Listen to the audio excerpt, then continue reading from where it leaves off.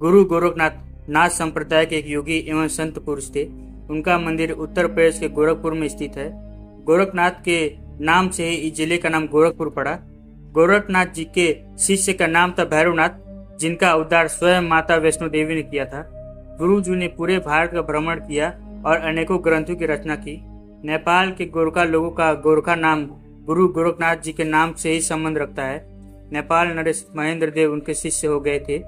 उस काल में नेपाल के एक समूचे क्षेत्र को गोरखा राज्य इसलिए कहा जाए ताकि गोरखनाथ जी ने वहां डेरा डाले हुआ था।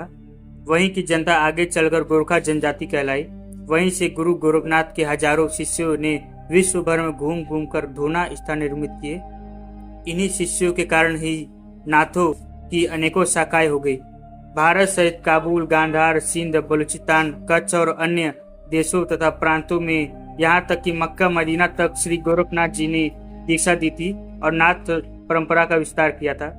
गुरु गोरखनाथ एक सिद्ध योगी थे। इन्होंने हठ योग परंपरा का आरंभ किया था।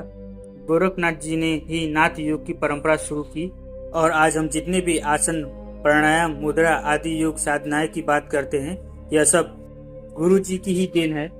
गुरु गोरखनाथ जी ने नेपाल और भारत की सीमा पर प्रसिद्ध शक्तिपीठ देवी पाटन में तपस्या की। उसी स्थल पर पाटेश्वरी शक्तिपीठ की स्थापना हुआ। भारत के गोरखपुर में गुरु गोरखनाथ का एकमात्र प्रसिद्ध मंदिर है। इस मंदिर को यवनों और मुगलों ने कई बार ध्वस्त किया, लेकिन इसका हर बार पुनर्निर्माण कराया गया था। 9वीं शताब्दी में इसका जीर्णोद्धार किया गया था, लेकिन इसे 13वीं सदी में फिर मुस्लिम आक्रांताओं ने ढहा दिया।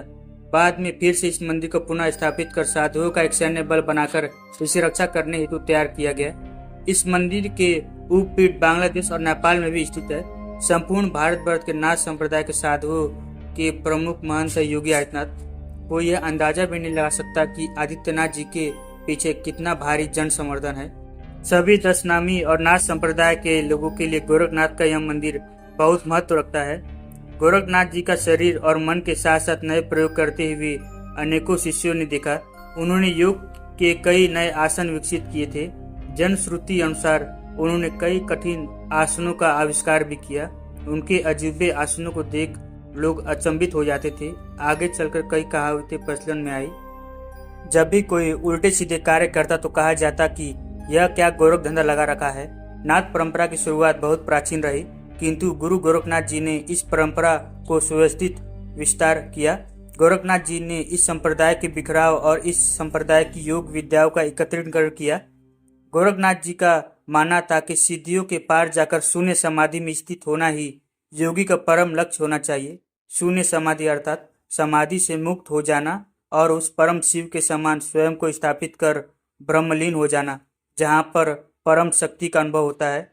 मित्रों, आशा करता हूँ वीडियो आपको समझ में आया होगा। अगर वीडियो पसंद आए तो शेयर जरूर कीजिए, से गुरु गोरखनाथ जी का प्रचार हो सके, सनातन धर्म का प्रचार हो सके।